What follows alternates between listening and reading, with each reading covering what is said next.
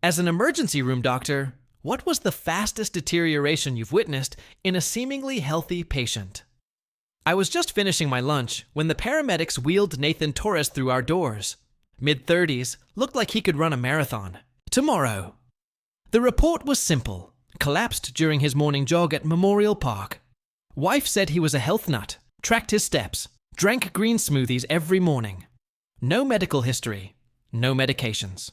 I figured we'd check him out and send him home within an hour. Nathan was awake, but couldn't talk. His eyes kept darting around the room, like he was confused about where he was. Skin was pale and clammy, which seemed weird for someone who just fainted. His pulse was racing at 140 beats per minute. Oxygen levels were slightly low, but nothing alarming. No obvious injuries, no chest pain complaints. I ordered basic labs and a CT scan just to cover our bases.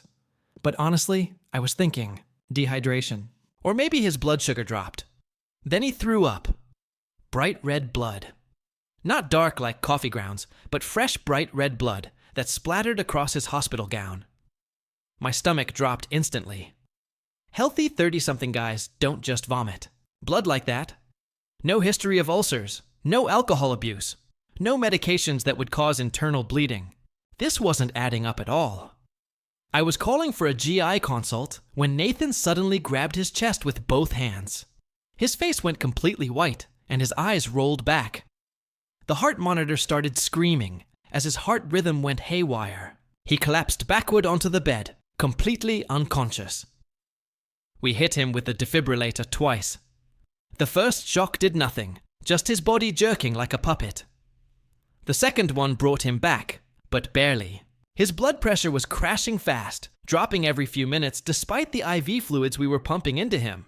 Something was very wrong inside his chest. The CT scan came back, and I had to read it twice because I couldn't believe what I was seeing. Nathan had a ruptured thoracic aortic aneurysm. Basically, a balloon of weakness in his main artery had suddenly burst open. Blood was pouring into his chest cavity faster than his heart could pump it. In someone his age, with no family, history we knew about, this was incredibly rare. The radiologist even called to double-check the scan. The cardiothoracic surgeons rushed down from upstairs. No time for consent forms, no time to call his wife, no time for anything. They wheeled him straight to the operating room while he was still unconscious. I watched those doors swinging shut and realized that 30 minutes ago, this guy had walked into my emergency room on his own 2 feet, looking healthier than half my staff. The surgery lasted 6 hours. They had to replace his entire aortic arch. With artificial tubing, he survived, but just barely. Lost so much blood that he needed 12 units. Basically, his entire blood volume replaced twice over. Spent 3 weeks in intensive care, hooked up to machines. Here's the real kicker, though. After he recovered, genetic testing revealed Nathan had Marfan syndrome, a rare condition that weakens connective tissue. His father had died suddenly, at age 38, from what the family always thought was a heart attack. Turns out it was probably the same thing, a ruptured aneurysm that nobody caught in time. All those years of jogging and gym workouts had actually been masking the symptoms. His cardiovascular fitness made him look perfectly healthy on the outside, while his aorta was slowly weakening like an old garden hose. The morning he collapsed, the pressure finally became too much.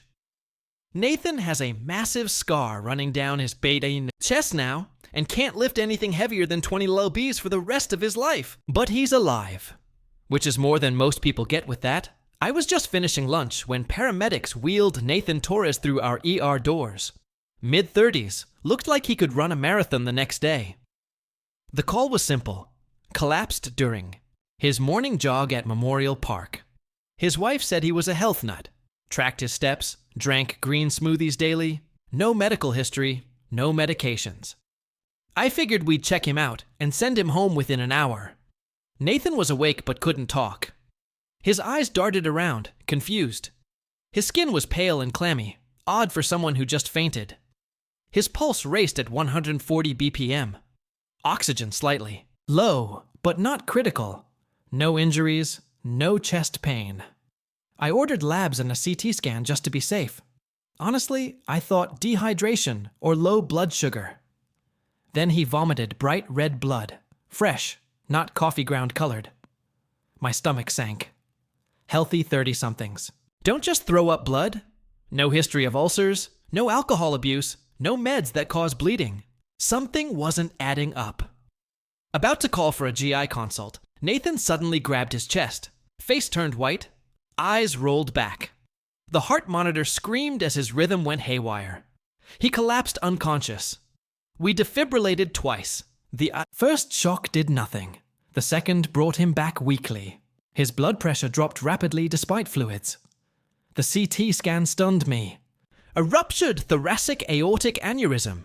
His main artery's wall had ballooned, then burst, blood pouring into his chest faster than his heart could pump. In someone his age, no family history, this was rare. The radiologist double-checked the scan. Cardiothoracic. Surgeons rushed in. No time for consent or calls. They took him to the OR, unconscious. 30 minutes earlier, this guy walked in healthy, looking fitter than half my staff. The 6-hour surgery replaced his entire aortic arch with artificial tubing. He lost so much blood, he needed 12 units. Twice. His full blood volume. Spent 3 weeks in ICU on machines. The kicker? Genetic testing revealed Nathan had Marfan syndrome, a condition weakening connective tissue. His father had died suddenly at 38 in what was believed to be a heart attack, likely the same aneurysm.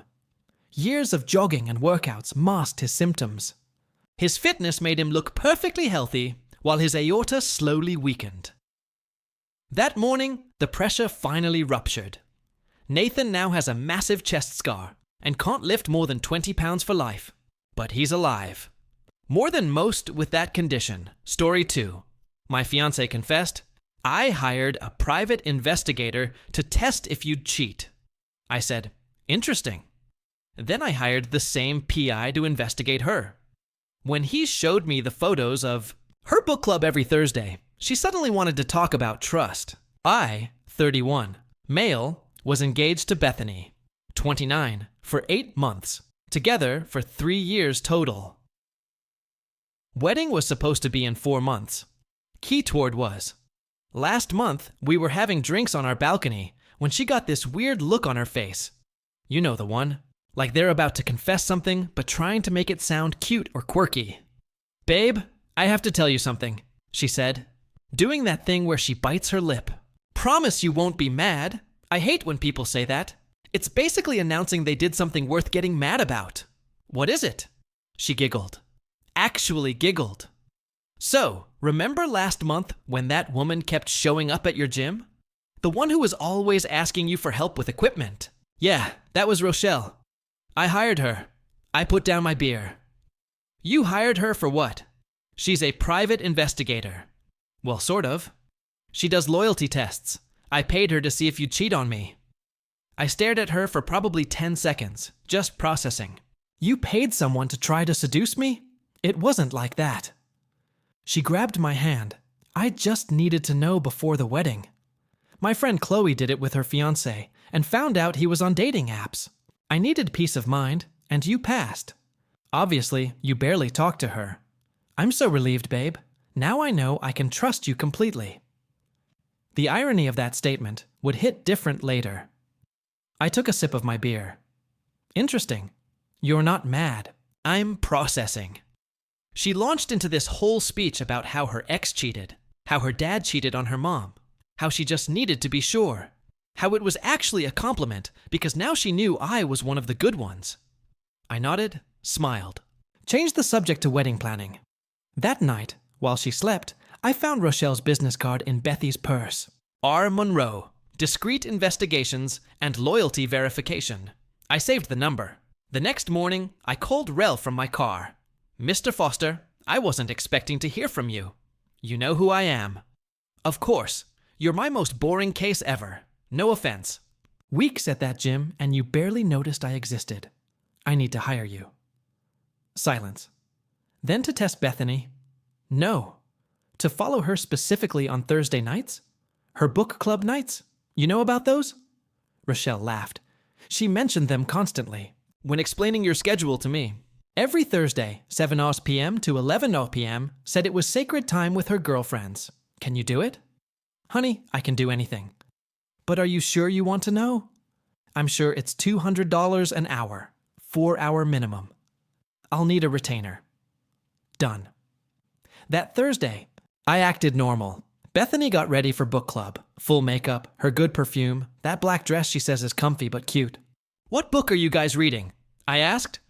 Oh, it's this mystery thriller. You wouldn't like it. What's it called? I forget the exact title. Something about a girl on a train. I'll text you later.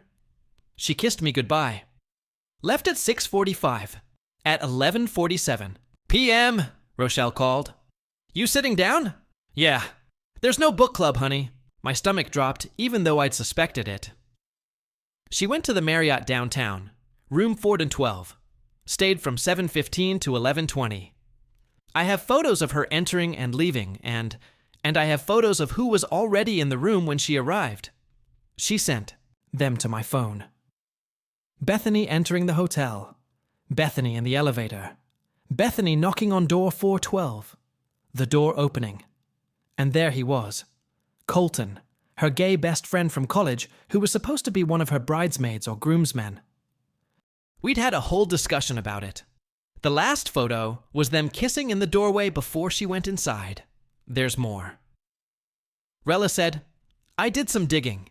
They've had that room booked every Thursday for 5 months. Always under his name. Always the same room. 5 months. We'd been engaged for 8. You okay, honey? I'm fantastic, I said. And weirdly, I kind of was that calm that comes when everything suddenly makes sense. Want me to keep digging? Actually, yes. Can you find out more about Colton? Give me 48 hours. Update 1. Okay, so this exploded. Let me tell you what Rochelle found and what happened next.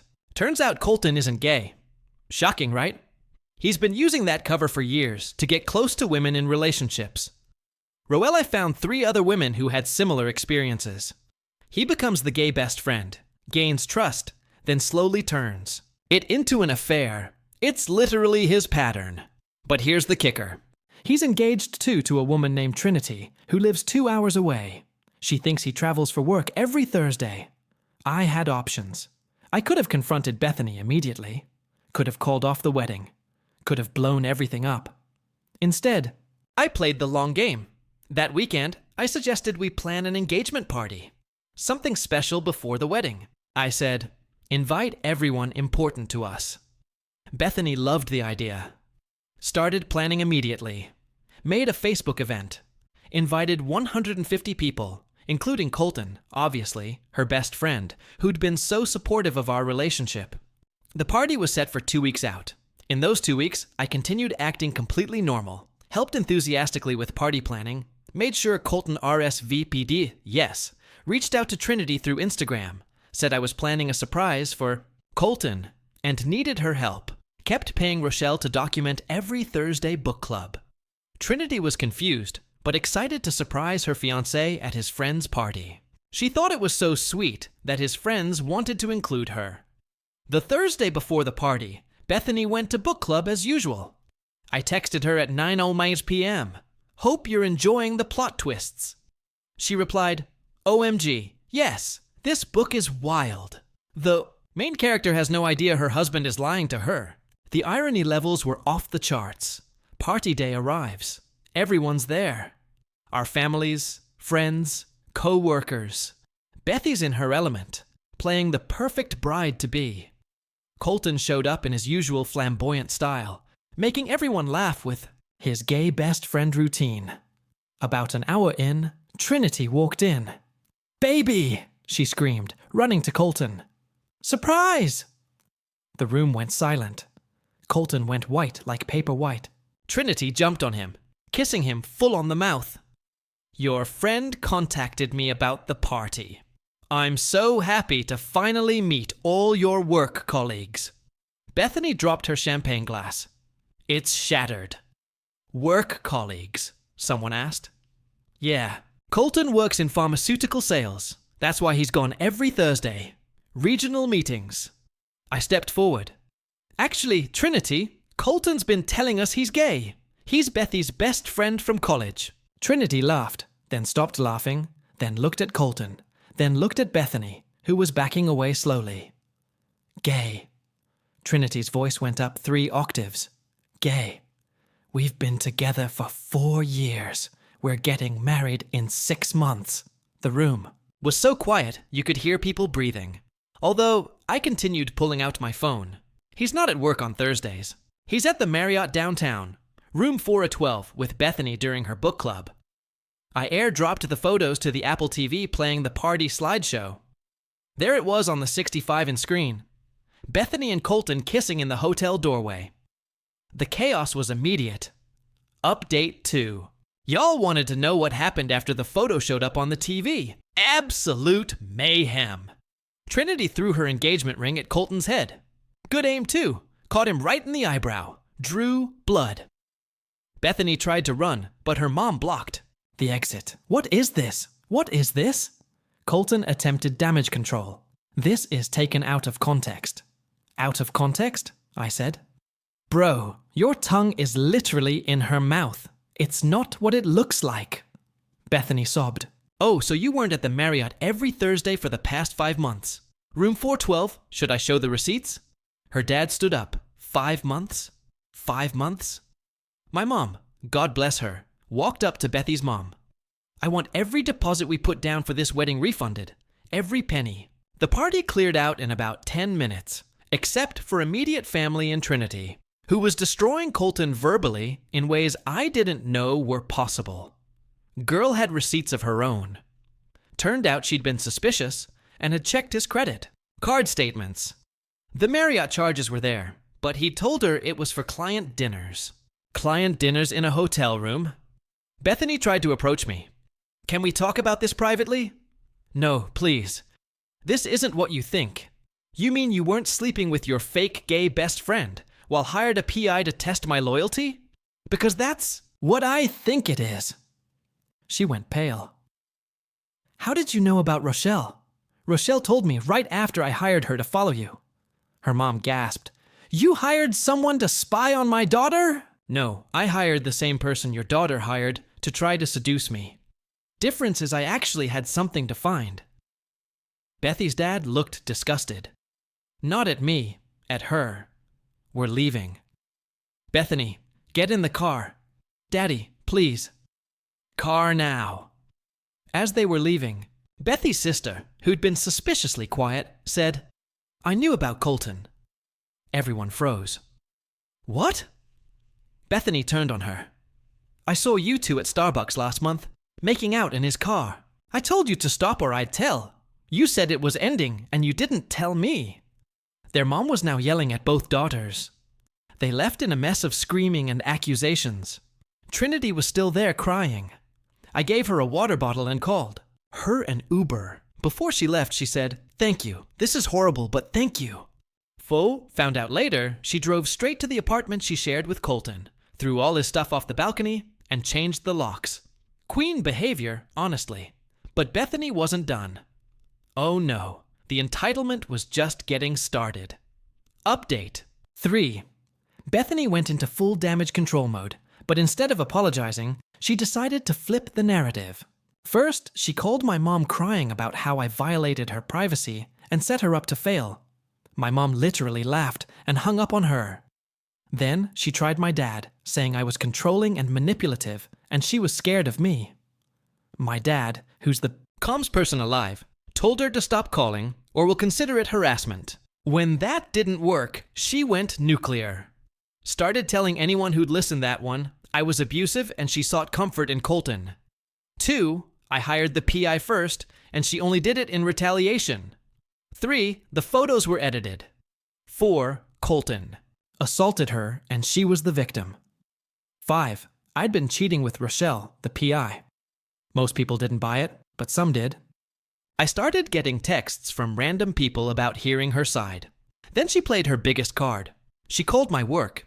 I'm an accountant at a medium-sized firm. Nothing fancy, but I like my job. She called HR claiming I was harassing her and creating a hostile environment even though we don't work together and never have. HR had to investigate. I showed them everything. The texts admitting to the affair, the hotel receipts Rella found, the confession about hiring the PI. They closed the case in a day, but it was embarrassing. That's when I decided to stop playing defense. See, Bethy's a real estate agent. Her whole business relies on her reputation and social media presence. She's always posting about integrity and trust in her business. So I made my own post. Simple, just facts. For anyone wondering why the wedding is off, Bethany hired a PI to testify cheat. I passed. Then I hired the same PI who discovered she's been having an affair with her gay best friend every Thursday for 5 months. I have receipts. I wish her well. I tagged no one, posted no photos, just facts. But people started commenting. Former clients, other agents. One woman wrote, "OMG, she sold us our house while sleeping with my cousin's husband. He pretended to be gay too." The comments went viral in our local community. Turns out Colton had a whole pattern, and Bethany wasn't his only conquest. Her broker called her in for a meeting. She was put on administrative leave pending an ethics review. But the best part was, when Colton's other victims started finding each other, they created a Facebook group, Survivors of Colton's Gay Best Friend Act. While women joined in the first week. Bethany called me screaming, "You ruined my life!" No, you ruined your life. I just stopped keeping it a secret. I'm going to sue you for defamation. Please do. Discovery would be hilarious. She hung up, but she still wasn't done. Final update. The last 3 weeks have been a journey. First, Bethany tried to salvage her reputation by claiming she was polyamorous and I was polyphobic, posted. This whole thing about how she was exploring her identity, and I was too close-minded to accept her journey. Someone commented, "Isn't polyamory supposed to be consensual and honest?" She deleted the post. Then Colton threw her under the bus completely. He went on his Instagram and claimed Bethany seduced him, and he was confused about his sexuality. Because of her, said she preyed on him during a vulnerable time. The women in the Facebook group posted screenshots of him using the exact same lines on them. His credibility was shot. Trinity, meanwhile, became a legend. She started a TikTok called Dating After Deception that went semi-viral. She posted Colton's cheating receipts, including credit card records, showing he bought Bethany jewelry with Trinity's joint account. The wedding situation got messy. We lost deposits on everything except the venue. My cousin owned it, so he refunded me. Bethy's parents initially demanded I pay them back for what they'd contributed until I reminded them their daughter was the one who cheated. They backed off. Her mom did call me once more, though. "You humiliated us at that party." Your daughter humiliated herself? I just provided the soundtrack. The ring was the biggest issue. Bethany refused to return it, claiming it was a gift. I had to get a lawyer involved. She finally gave it back, but not before accidentally scratching it against concrete. Joke's on her, I had insurance. 2 weeks ago, I ran into Bethany at Target. She was with some new guy hanging all over him. When she saw me, she grabbed the guy and kissed him dramatically. I just laughed. The guy looked confused. "That's my ex," she told him loudly. "The controlling one I told you about." The guy looked at me, then at her, then back at me. "You're the dude with the PI story, bro. You're a legend." My boys and I were dying at that engagement party video. Yeah, someone had recorded the reveal and posted it on Reddit. That's actually how I found this sub. Bethany dragged him away, but not before he gave me a fist bump. Last I heard, she moved back in with her parents, lost her real estate license due to ethical violations. Apparently, she'd been lying about properties too. Colton moved to another state to start fresh. Trinity's in therapy, but doing better, still making TikToks. The Facebook group is planning a meetup support party. As for me, I'm good. Therapy helped. Ended up becoming friends with Rochelle, the PI, and her wife. They invite me to game nights now. Started dating again, but taking it slow.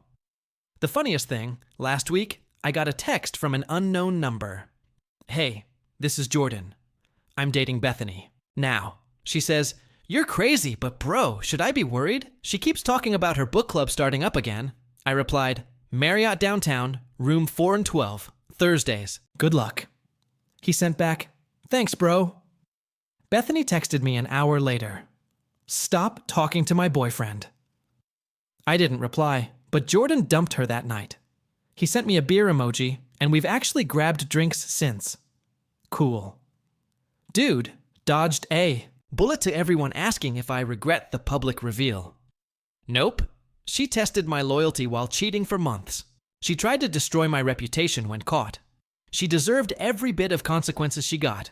The best part, her parents made her pay them back for all the wedding expenses since it was her fault it got called off. Her dad sent me a text. "I apologize for my daughter. You're a good man. I'm at peace, living my best life. Trust is earned, not tested. And if you're going to hire a PI to test your partner, maybe make sure you're not the one who will fail the investigation." P.S. Book. Club has become a running joke in my friend group. Anytime someone can't hang out, we ask if they have book club. It's hilarious every time. PPS.Rochelle's business has exploded since this went down. She's booked solid for 3 months. She sent me a fruit basket with a note. "Thanks for the best marketing campaign ever." She's also offered me a lifetime discount if I ever need her services again. I hope I never do. Edit, stop asking for the video of the party reveal. I'm not sharing it. Also, stop trying to guess what city this is. Just know it's not wherever you think it is. Edit 2. To the 3 people who messaged me saying they know Bethany and she's not that bad. She literally hired someone to seduce me while riding Colton every Thursday. Respectfully, you don't know her like you think you do. Edit 3. Colton apparently got fired from his new job when someone sent them the Facebook group. I don't feel bad. Play stupid games. Win stupid unemployment.